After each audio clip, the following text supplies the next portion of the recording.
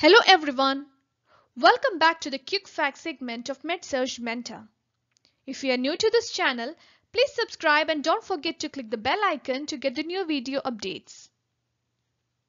Breath sounds are the specific sounds generated by the movement of air through the respiratory system. Today, let's see what are the normal breath sounds. Normal breath sounds are bronchial, bronchovesicular, and vesicular sounds. Bronchial sounds are heard over the trachea and they are loud, harsh and high-pitched.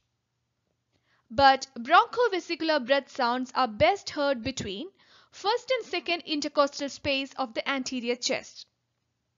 And vesicular breath sounds are soft, low-pitched sounds that is heard throughout the lungs.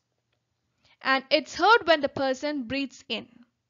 It can be heard over the thorax and most of the lung base. Hope this short video was informative. If you like this video, give a thumbs up, share with your friends and make sure to subscribe to my channel.